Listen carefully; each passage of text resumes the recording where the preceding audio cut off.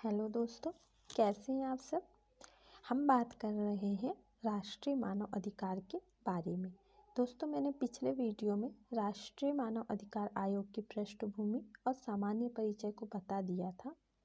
आज हम पढ़ेंगे इसकी महत्वपूर्ण धाराओं के बारे में, जिसमें संरचना, नियुक्ति, पदावधि, त्यागपत्र आदि के बारे में जानकारी हासिल करने की हम कोशिश करेंगे। तो दोस्तों, सबसे पहले मैं आपको बता दूं कि मैंने पिछले वीडियो में जो जो चीज़ें आपको पढ़ाई है उसको एक बार रिकॉल मैं करा देती हूँ। तो मैंने क्या बताया था कि मानव अधिकार की परिभाषा ये है कि जो अधिकार मानव को जन्म के फलस्वरूप प्राप्त हो जाते हैं वही मानव अधिकार है ना। और जो इसकी पृष्ठभूमि है, तो इसकी पृष्ठभूमि में मैंने बताया था आपको पिछले वीडियो में। मेरे पिछले वीडियो को आप ज़रूर देखिएगा, उसमें मैंने डिटेल्स बताई हूँ, पृष्ठभूमि और सामान्य परिचय। एक बार मैं आपको यहाँ पर बता देती हूँ, उसके बाद हम आगे बढ़ेंगे। तो पहले देख लेते हैं हम पृष्ठभूमि को। तो पृष्ठभूमि में हमने देखा था दोस्तों कि मानव अधिकार की जो सार्वभौमिक घोषणा हुई थी, 1948 में संयुक्त राष्ट्र द्वारा, है ना। 1948 में संयुक्त राष्ट्र द्वारा सार्वभौमिक घोषणा हुई थी। 1948 के बाद जब हमारा संविधान निर्माण 1950 में हुआ था, इससे पहले इसकी संविधान निर्माण की हमारे भारत में तैयारी चल रही थी। सार्वभौमिक घोषणा में जब मानव अधिकारों की घोषणा हुई थी, इस टाइम हमारे संविधान का जो निर्माण कार्य था उसकी शुरुआत थी। तो क्या हुआ कि भारत में फिर इन अधिकारों को जो भाग 3 और भाग 4 में इन अधिकारों को उकेरा गया। भाग 3 और भाग 4 में इसे अलग से नहीं दिया गया। इन्हें भाग 3 और भाग 4 में मानव अधिकारों को संविधान में लिखा गया। इसके बाद दोस्तों, मानव अधिकार संरक्षण अधिनियम 1993 में आया। मानव अधिकार संरक्षण अधिनियम 1993 में लाया गया और 28 सितंबर 1993 को यह हमारे भारत में लागू हो गया। 28 सितंबर 1993 को राष्ट्रीय मानव अधिकार आयोग हमारे यहाँ भारत में लागू हो गया। इसके बाद क्या हुआ, जब हमारे यहाँ पे ये किसके अनुरूप लाया गया, तो जो पेरिस के सिद्धांत हैं, पेरिस के सिद्धांतों के अनुरूप राष्ट्रीय मानव अधिकार आयोग का गठन किया गया। पेरिस में 1991 में पहली बार एक कार्यशाला का आयोजन किया गया था। पेरिस में एक कार्यशाला का आयोजन किया गया, तो इसी कार्यशाला में हमारे यहाँ पर संविधान में मानव अधिकारों को अंगीकृत किया गया। तो पेरिस के सिद्धांतों के अनुरूप है हमारे यहाँ मानव अधिकार आयोग। इसके बाद दोस्तों, फिर इसी अधिनियम के फलस्वरूप जो राष्ट्रीय मानव अधिकार अधिनियम है, मानव अधिकार अधिनियम है, इसी अधिनियम के फलस्वरूप हमारे यहाँ पर राष्ट्रीय मानव अधिकार आयोग का गठन कर दिया गया। राष्ट्रीय मानव अधिकार आयोग का गठन कर दिया गया। और एक चीज़ याद रखिएगा दोस्तों कि ये लागू तो हो गया था, राष्ट्रीय मानव अधिकार अधिनियम हमारे यहाँ पर लागू तो हो गया था, लेकिन राष्ट्रपति ने जो हस्ताक्षर किए थे, राष्ट्रपति के द्वारा जो हस्ताक्षर किए गए थे, इसे बाद में किए गए थे। 8 जनवरी 1994 को राष्ट्रपति ने इसमें हस्ताक्षर किए थे। तो दोस्तों, ये डेट याद रखिएगा, क्योंकि ये पूछ सकता है, क्योंकि कोई भी आयोग में अभी तक बाद में राष्ट्रपति ने हस्ताक्षर नहीं किए थे, लेकिन एक मानव अधिकार आयोग ही है जिसमें राष्ट्रपति ने बाद में हस्ताक्षर किए हैं, जब लागू होने के बाद। तो ये डेट हमेशा याद रखिएगा। अब हम आगे बढ़ते हैं। तो हमने देखा था इसका सामान्य परिचय भी हमने देखा था। सामान्य परिचय, तो दोस्तों, सामान्य परिचय में हमने स्थापना देखा था। इसकी स्थापना हुई थी 12 अक्टूबर 1993 को। राष्ट्रीय मानव अधिकार आयोग की स्थापना 12 अक्टूबर 1993 को हुई थी। इसका आधार था मानव अधिकार संरक्षण अधिनियम 1993। मानव अधिकार संरक्षण अधिनियम 1993 इसका आधार था। मुख्यालय हमने इसका देखा था, वह था नई दिल्ली में। मुख्यालय नई दिल्ली में है। इसके बाद प्रथम अध्यक्ष जो हैं राष्ट्रीय मानव अधिकार के, वे हैं रंगनाथ मिश्र, न्यायमूर्ति रंगनाथ मिश्र। वर्तमान अध्यक्ष अभी जो हैं वे हैं अरुण कुमार मिश्रा, अरुण मिश्रा इसके अभी वर्तमान अध्यक्ष हैं। और प्रकृति जो इसकी है, प्रकृति सांविधिक है, सांविधिक निकाय इसकी प्रकृति है। प्रथम महिला सदस्य जो इसमें बनी थी, प्रथम महिला सदस्य है ना, प्रथम महिला सदस्य जो इसमें बनी थी वे थी फातिमा बीबी। और दोस्तों अभी तक कोई भी महिला अध्यक्ष नहीं बनी है इस आयोग में, ये याद रखिएगा। महिला अध्यक्ष अभी तक कोई भी नहीं बना है इस आयोग में। तो ये मेरे पिछले वीडियो को मैंने एक बार आपको रिवीजन करा दिया। अब हम नेक्स्ट देखते हैं सामान्य परिचय के बारे में, सॉरी इसकी संरचना के बारे में। तो चलिए देखते हैं हम। तो दोस्तों राष्ट्रीय मानव अधिकार आयोग की संरचना में हम देखेंगे धारा 3(1) में इस राष्ट्रीय मानव अधिकार आयोग के गठन की बात की गई है। गठन कौन किसके द्वारा? भारत सरकार द्वारा इसका गठन किया गया, इसकी बात की गई है। इसके बाद हम देखेंगे दोस्तों कि जो अध्यक्ष हैं धारा 3(2) में अध्यक्ष की बात की गई है। अध्यक्ष कौन होगा, है ना, इसका राष्ट्रीय मानव अधिकार आयोग का अध्यक्ष कौन होगा? तो अध्यक्ष होगा कौन? सुप्रीम कोर्ट का मुख्य न्यायाधीश इसका अध्यक्ष होगा। कौन होगा? सुप्रीम कोर्ट का मुख्य न्यायाधीश इसका अध्यक्ष होगा। और जो इसका एक सदस्य होगा सुप्रीम कोर्ट का ही न्यायाधीश इसका एक सदस्य होगा। सुप्रीम कोर्ट का न्यायाधीश ही इसका सदस्य होगा। और एक सदस्य कौन होगा? उच्च न्यायालय का मुख्य न्यायाधीश, मतलब हाई कोर्ट का मुख्य न्यायाधीश इसका एक सदस्य होगा। तो एक सदस्य कौन होगा? सुप्रीम कोर्ट का न्यायाधीश, और एक सदस्य होगा हाई कोर्ट का न्यायाधीश। एक सदस्य होगा उच्चतम न्यायालय का न्यायाधीश, और एक सदस्य होगा उच्च न्यायालय का मुख्य न्यायाधीश, है ना। उच्च न्यायालय का मुख्य न्यायाधीश इसका सदस्य होगा, है जो अभी वर्तमान में है या रहा है, जो रिटायर्ड है वो भी इसका सदस्य हो सकता है। इसके बाद जो 2 सदस्य होंगे, ये अलग अलग पार्ट है तो इन्हें हमें अच्छे से याद रखना है, अलग अलग पॉइंट है। और जो 2 सदस्य होंगे, तो 2 सदस्य जिन्हें मानव अधिकार से संबंधित ज्ञान है, मानव अधिकार से संबंधित जिन्हें ज्ञान है, तो 2 सदस्य इससे लिए जाएंगे। अब दोस्तों किसी भी मामले में अन्य आयोगों से भी इसमें सदस्य रख सकते हैं ज़रूरत पड़ने पर, है ना। तो कौन कौन से वो आयोग हैं ये भी हम जान लेते हैं दोस्तों। तो एक है अल्पसंख्यक आयोग, दूसरा है अनुसूचित जाति आयोग, तीसरा है अनुसूचित जनजाति आयोग, चौथा है महिला आयोग। तो इनके जो अध्यक्ष हैं, इनके अध्यक्षों को भी इसका सदस्य बनाया जाएगा अगर ज़रूरत पड़ी तो। और 2019 के संशोधन में और भी आयोगों के अध्यक्ष इसके सदस्य हो सकते हैं। 2019 के संशोधन में इन्हें जोड़ा गया है। तो वो कौन कौन से आयोग हैं? पिछड़ा वर्ग आयोग है, बाल संरक्षण आयोग है, और एक आयोग है दिव्यांग आयोग। तो ये 2019 के संशोधन के बाद इन्हें जोड़ा गया है 3 आयोगों को। इससे पहले ये इतने ही आयोग थे: मानव अधिकार आयोग, अल्पसंख्यक आयोग, अनुसूचित जाति, मानव अधिकार में अल्पसंख्यक, अनुसूचित जाति, अनुसूचित जनजाति आयोग, महिला आयोग, पिछड़ा वर्ग आयोग, बाल संरक्षण आयोग, दिव्यांग आयोग। तो इन आयोगों के अध्यक्षों को भी इसका सदस्य बनाया जाएगा ज़रूरत पड़ने पर, है ना। तो ये है धारा 3(3) में इन सदस्यों की बात की गई है। धारा 3(3) में इन सदस्यों की बात की गई है। इसके बाद जो इसमें एक महासचिव भी होगा, महासचिव के बारे में बात की गई है, जो आयोग या अध्यक्ष द्वारा चुना जाएगा। आयोग के अध्यक्ष द्वारा चुना जाएगा एक महासचिव को।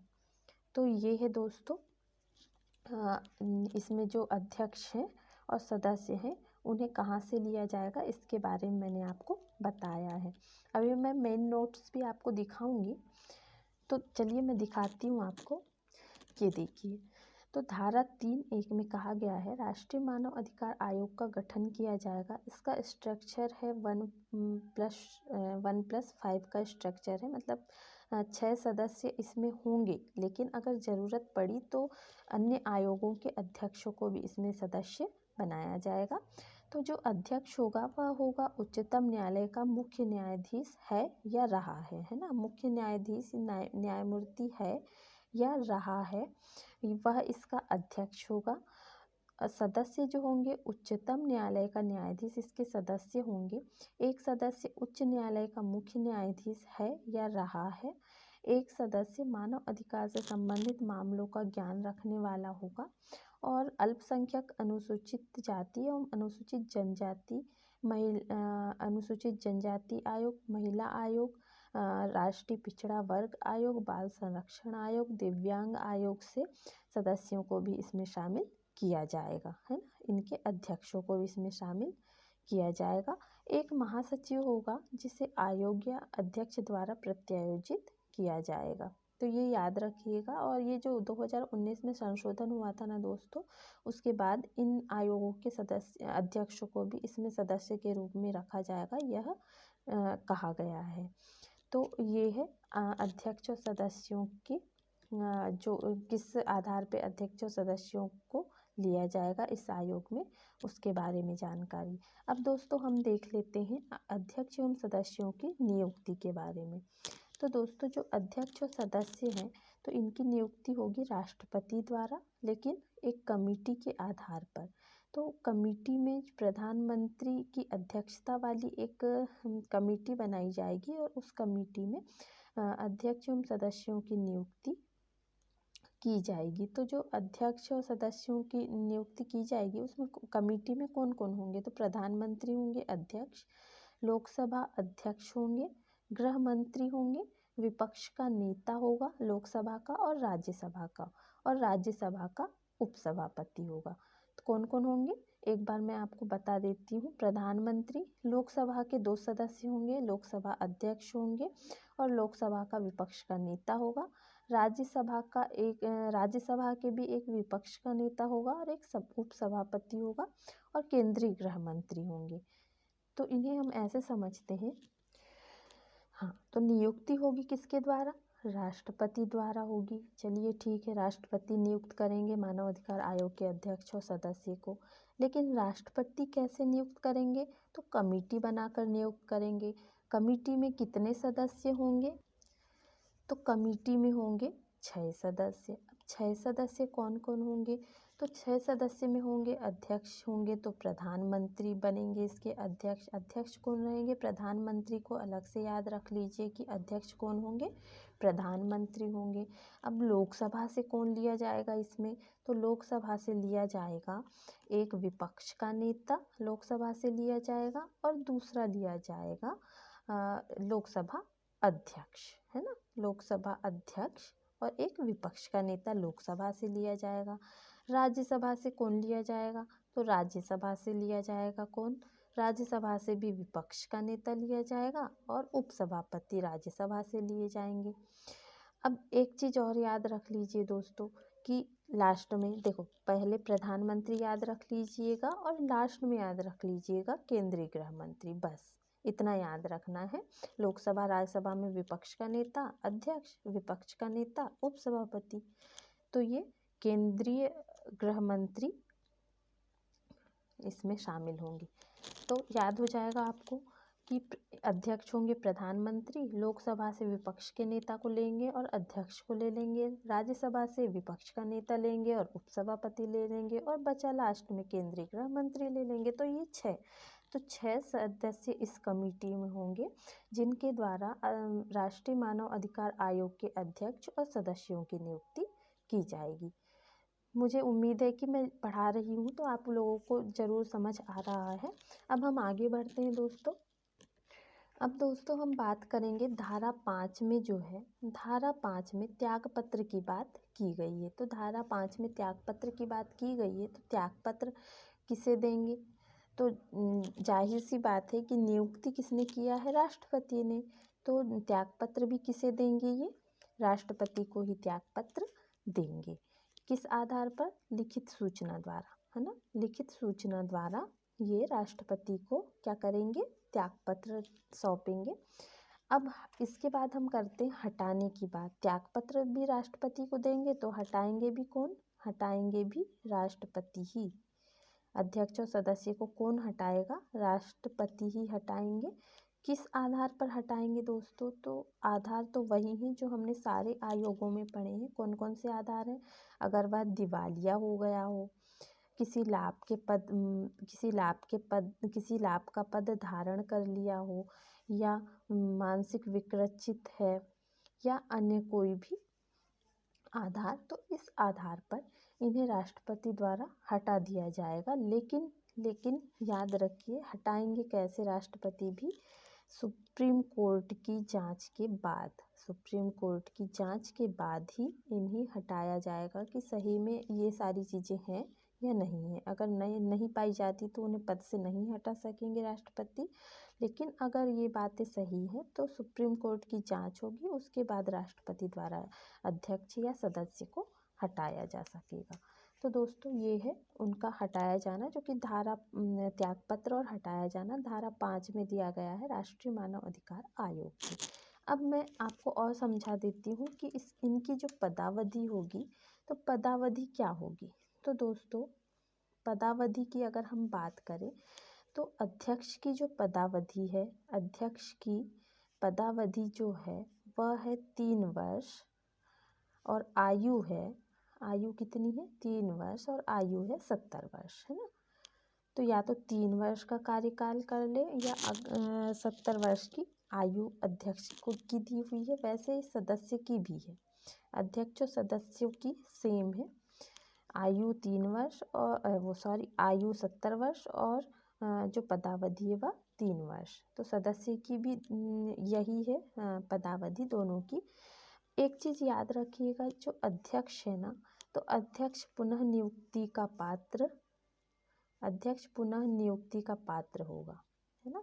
अध्यक्ष पुनः नियुक्ति का पात्र होगा।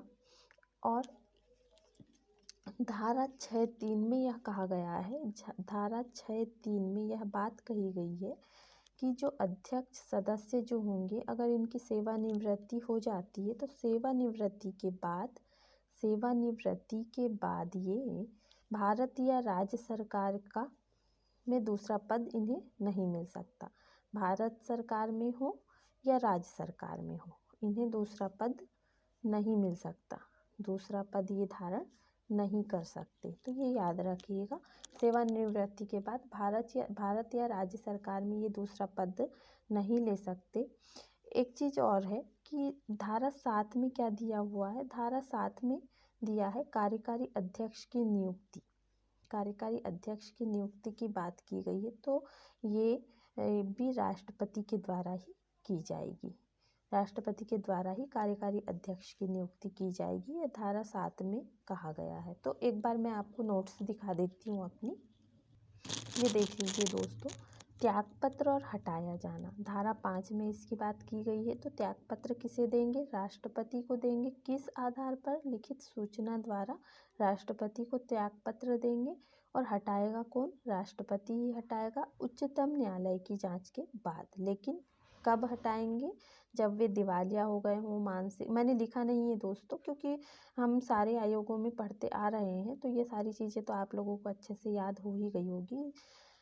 इसके बाद पदावधि की अगर हम बात करें तो पदावधि जो होगी अध्यक्ष की वह होगी 3 वर्ष, और आयु होगी 70 वर्ष। सदस्य की पदावधि भी 3 वर्ष होगी और 70 वर्ष होगी। हाँ, अध्यक्ष जो होंगे पुनः नियुक्ति के पात्र होंगे, और अध्यक्ष और सदस्य अगर सेवानिवृत्ति उनकी हो गई है तो उसके बाद भारत सरकार या राज्य सरकार दोनों में दूसरा पद धारण ये नहीं कर सकते। इसके बाद कार्यकारी अध्यक्ष की नियुक्ति, तो कार्यकारी अध्यक्ष की नियुक्ति भी राष्ट्रपति द्वारा होगी। धारा 7 में यह बात कही गई है, इस अधिनियम की धारा 7 में, राष्ट्रीय मानवाधिकार अधिनियम की, है ना। इसके बाद हम देखते हैं, अब दोस्तों समझाने वाली कोई बात नहीं है, अब मैं आपको नोट्स के द्वारा ही बताती हूँ। तो दोस्तों धारा 8 में मानव अधिकार आयोग के अध्यक्ष और सदस्यों की सेवा शर्तों की बात की गई है। इसके बाद धारा 10 जो है, धारा 10 में अधिवेशन का समय स्थान का चुनाव और अधिवेशन का समय स्थान का चुनाव कौन करेगा? आयोग करेगा, राष्ट्रीय मानव अधिकार आयोग। अधिवेशन का समय और स्थान का चुनाव कौन करेगा? इसके आयोग के अध्यक्ष द्वारा होगा, राष्ट्रीय मानव अधिकार आयोग के अध्यक्ष द्वारा इसका स्थान का चुनाव होगा। इसके बाद जो आदेश है, आदेश सचिव द्वारा अभिप्रमाणित किया जाएगा। धारा 11 में यह बात कही गई है कि महासचिव जो होगा, जो मैंने अभी बताया था पीछे, महासचिव होगा तो वह भारत सरकार के सचिव रैंक का, भारत सरकार के जो सचिव रैंक का अधिकारी है, सचिव रैंक का जो अधिकारी है वह महासचिव होगा इस आयोग का, है ना। तो मानव अधिकार आयोग का महासचिव जो भारत सरकार के सचिव रैंक का अधिकारी होगा।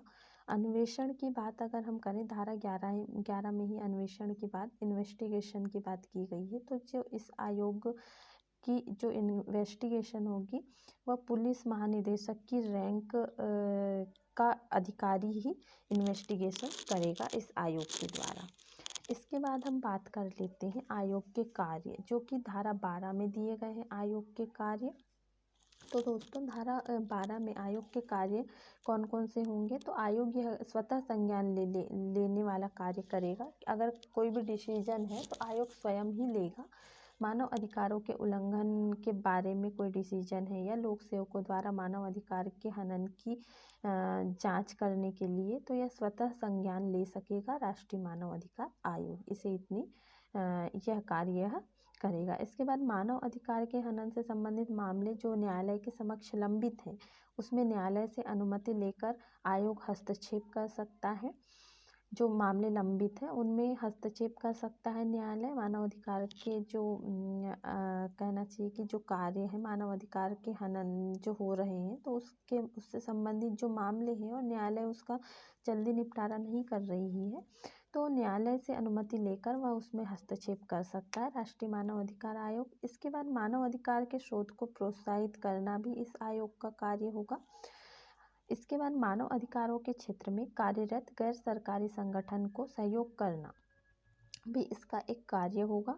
मतलब जो गैर सरकारी संगठन है उनका यह सहयोग करेगा राष्ट्रीय मानव अधिकार आयोग। राष्ट्रीय मानव अधिकार आयोग जन जागरूकता पैदा करेगा ताकि लोगों को अपने अधिकारों के बारे में पता चल सके।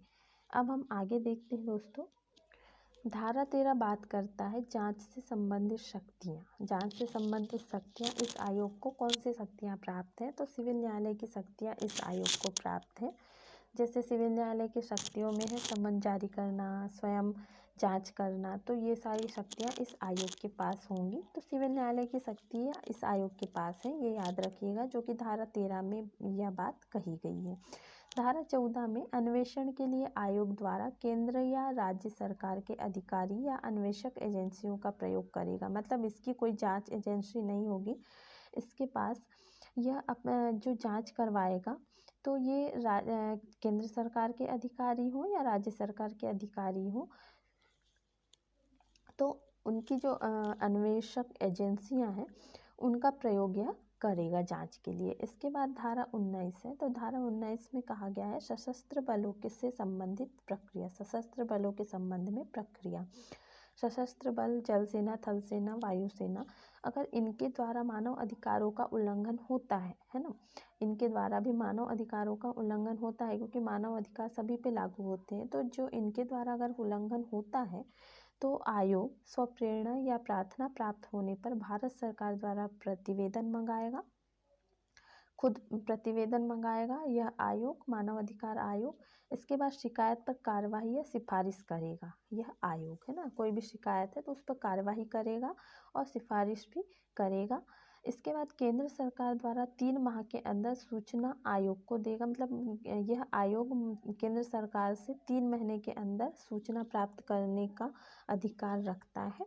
इसके बाद सिफारिश या कार्यवाही का प्रकाशन आयोग द्वारा होगा। कोई भी सिफारिश या कार्यवाही का प्रकाशन जो भी करेगा यह आयोग ही करेगा, राष्ट्रीय मानव अधिकार आयोग ही। और याची को प्रकाशित प्रतिवेदन आयोग देगा। मतलब जो याचिका करता है उसको प्रकाशित प्रतिवेदन जो होगा आयोग द्वारा उसे दिया जाएगा। तो ये धारा 19 में सशस्त्र बलों के संबंध में बात कही गई है दोस्तों। ये एमपीपीएससी मेंस के लिए भी इम्पॉर्टेंट है, इसलिए मैं आपको ये आयोग अच्छे से बता रही हूँ और आप लोग अच्छे से देखिएगा इस आयोग को।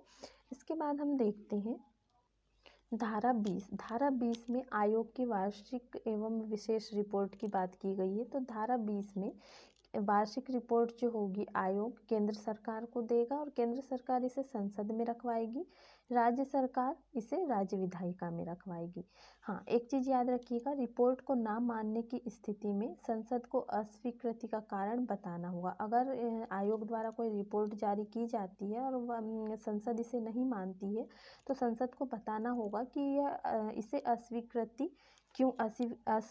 क्यों किया गया है, उसका हमें कारण बताइए। यह आयोग अस्वीकृति का कारण मांगेगा। तो दोस्तों ये था राष्ट्रीय मानव अधिकार आयोग। इसके बाद हम इससे संबंधित जानकारी आगे पढ़ेंगे। तो आज के लिए बस इतना ही, नेक्स्ट वीडियो में फिर मिलते हैं। तब तक के लिए जय हिंद, जय भारत, बेस्ट ऑफ लक।